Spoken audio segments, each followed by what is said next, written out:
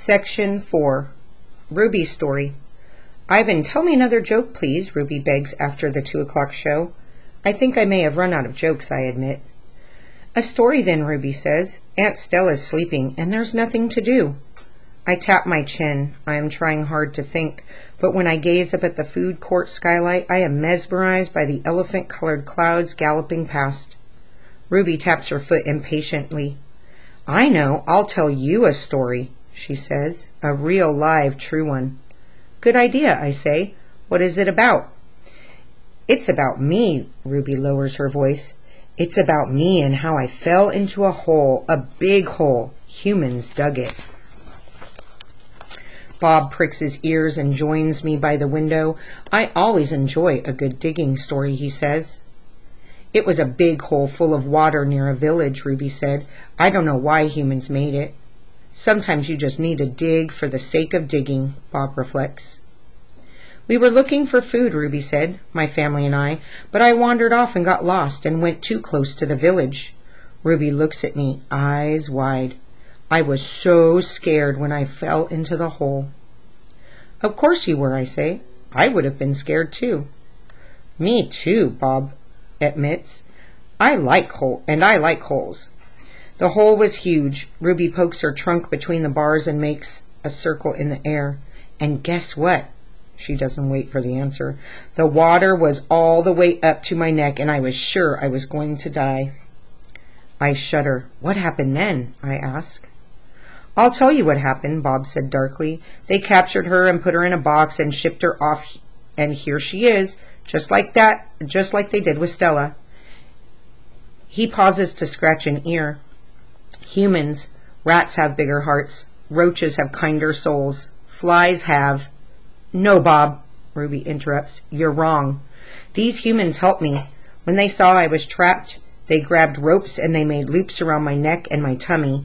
The whole entire village helped, and even little kids and grandmas and grandpas, and they all pulled and... Ruby stops. Her lashes are wet, and I know she must be remembering all of the terrible feelings from that day. And they saved me, she finishes in a whisper. Bob blinks. They saved you? He repeats. When I was finally out, everyone cheered. Ruby says, and the children fed me fruit, and then all those humans led me back to my family. It took the whole day to find them. No way, Bob says, still doubtful. It's true, Ruby says, every word. Of course it's true, I say. I've heard rescue stories like that before. It's Stella's voice. She sounds weary. Slowly she makes her way over to Ruby. Humans can surprise you sometimes. An unpredictable species, Homo sapiens. Bob still looked unconvinced. But Ruby's here now, he points out. If humans are so swell, who did that to her? I send Bob a grumpy look. Sometimes he doesn't know when to keep quiet.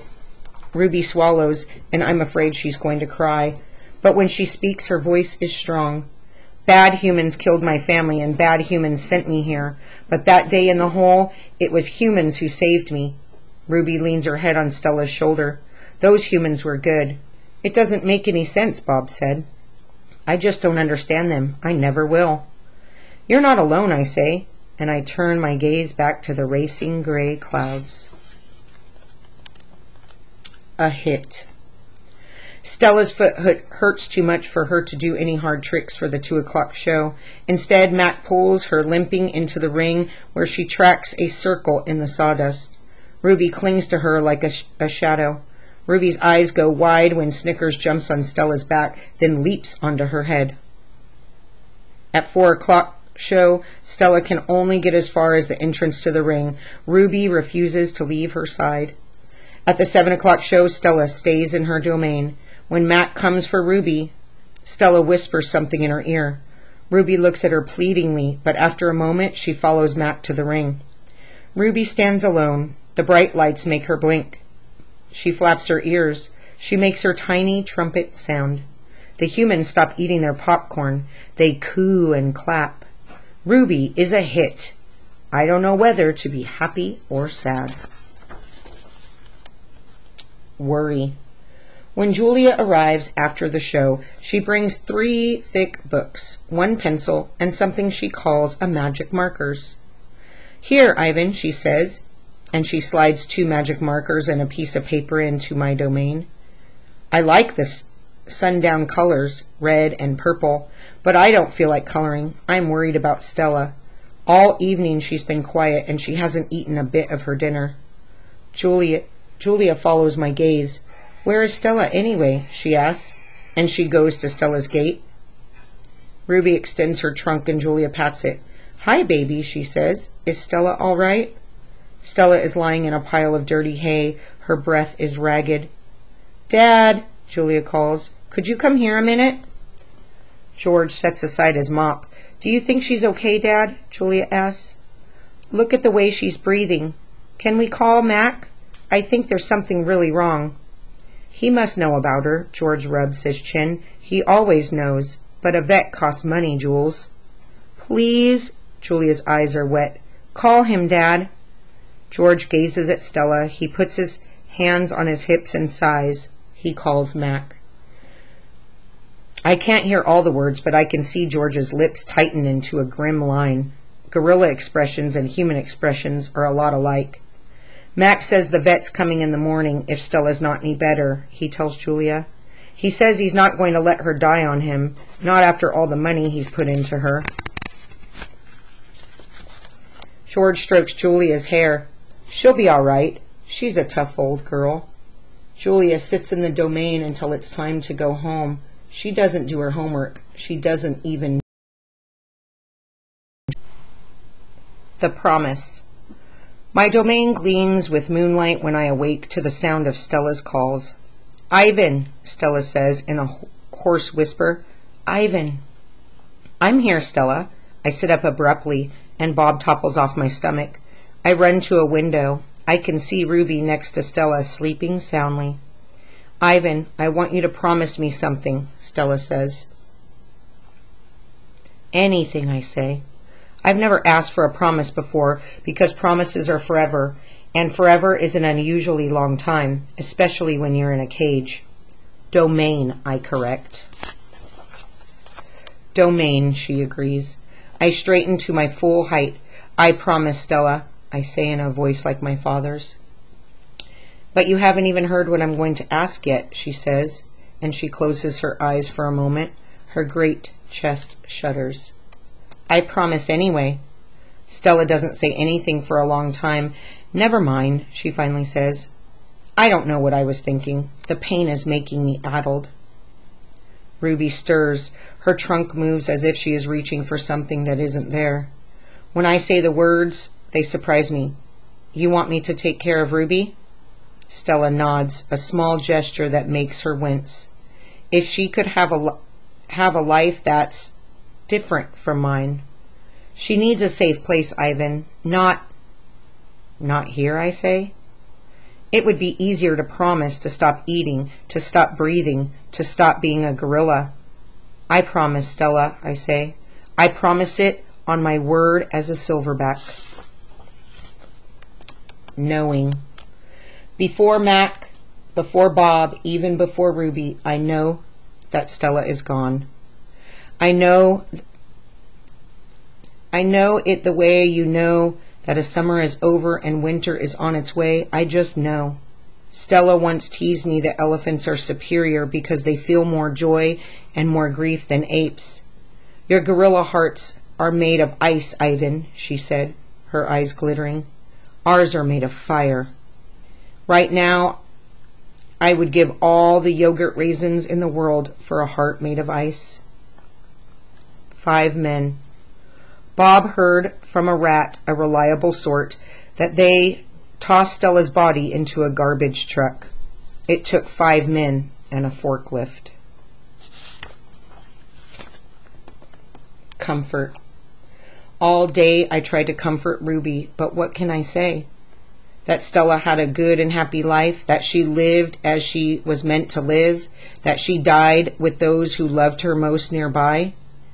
At least the last was true. Crying. Julia cries all evening. while her father sweeps and mops and dusts and cleans the toilets.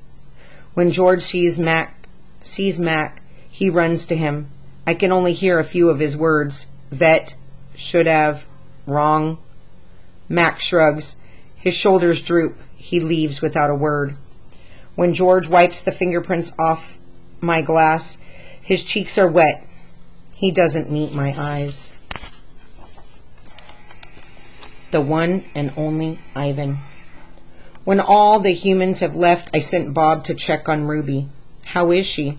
I ask when he returns. She was shivering, Bob. I tried to cover her with hay, and I told her not to worry because you were going to save her. I glare at him. You told her that? You promised Stella. Bob lowers his head. I wanted to make the kid feel better. I shouldn't have made that promise, Bob. I just wanted... I point to Stella's domain, and for a moment it seems like I've forgotten how to breathe. I wanted to make Stella happy, I guess. But I can't save Ruby. I can't even save myself. I flop onto my back. The cement is always cold, but tonight it hurts. Bob leaps onto my belly. You are the one and only Ivan, he says. Mighty Silverback. He licks my chin, and he is not even checking for leftovers. Say it, Bob commands. I look away. Say it, Ivan. I don't answer, so Bob licks my nose until I can't stand it any longer. I am the one and only Ivan, I mutter. And don't you ever forget it, he says. When I gaze at the food court skylight, the moon Stella loved is shrouded in clouds. Once upon a time. All night Ruby moans and sniffles. I pace my domain. I don't want to fall asleep in case she needs something. Ivan, Bob says gently, get some sleep, please. For your sake and mine. Bob can't sleep unless he's on my stomach. I hear a stirring. Ivan, Ruby calls. I rush to my window. Ruby, are you all right? I miss Aunt Stella, Ruby sobs. And I miss my mom and my sisters and my aunts and my cousins too. I know, I say, because it's all I can think of. Ruby sniffles. I can't sleep. Do you know any stories? The way Aunt Stella did? Not really, I admit. Stories were Stella's specialty. Tell me a story about when you were little, Ruby pleads. She puts her trunk between the bars. Please, Ivan? I scratch the back of my head. I don't remember things, Ruby, I admit. It's true, Bob says, trying to be helpful. Ivan has a terrible memory. He is the opposite of an elephant. Ruby lets out a long, shivery breathe. Oh, well, that's okay. Night, Ivan. And Bob. I listen to Ruby's soft sobs for a long time, for long, horrible minutes. And then I hear myself saying, once upon a time there was a gorilla named Ivan. And slowly and deliberately I try to remember. The grunt. I was born in a place humans call Central Africa, in a dense rainforest so beautiful, no crayons could ever do it justice. Gorillas don't name their newborns right away, the way humans do. We get to know our babies first. We wait to see hints of what might yet be. When they saw how much she loved to chase me around the forest, my parents decided on my twin sister's name, Tag. Oh, how I loved to play tag with my sister.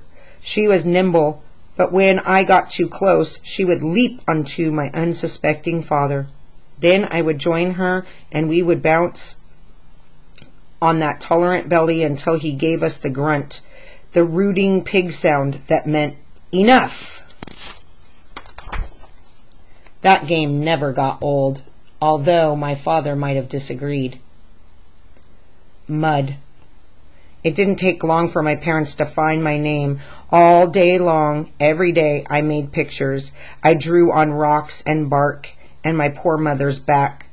I used the sap from leaves, I used the juice from fruit, but mostly I used mud.